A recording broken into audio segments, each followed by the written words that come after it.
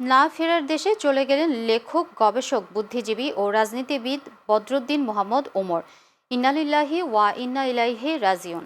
আজ সকাল 10টার দিকে ঢাকার বাংলাদেশ স্পেশালাইজড হাসপাতালে শেষ নিঃশ্বাস ত্যাগ করেন তিনি। মৃত্যুকালে তার বয়স হয়েছিল 94 বছর। পরিবারের পক্ষ থেকে জানানো হয়, দীর্ঘদিন বার্ধক্যজনিত নানা জটিলতায় তার শারীরিক অবস্থার অবনতি হলে সকালে তাকে হাসপাতালে ভর্তি করানো হয়। বদরুদ্দীন মোহাম্মদ ওমর 1931 সালে 20 ডিসেম্বর ভারতের বর্ধমানে জন্মগ্রহণ করেন। ঢাকা বিশ্ববিদ্যালয়ে খণ্ডকালীন শিক্ষক হিসেবে পেশাজীবন শুরু করা বদরুদ্দীন ওমর পরে রাজশাহী বিশ্ববিদ্যালয়ে সমাজবিজ্ঞান বিভাগ প্রতিষ্ঠা করেন। বাংলাদেশ কৃষক ফেডারেশনের সভাপতি এবং গণতান্ত্রিক বিপ্লবী জোটের কেন্দ্রীয় সমন্বয়কারী ছিলেন তিনি। 2025 সালে তিনি বাংলাদেশের সর্বোচ্চ বেসামরিক পুরস্কার স্বাধীনতা পুরস্কারে ভূষিত হন। পরে অবশ্য তিনি তা গ্রহণে অস্বীকৃতি জানান।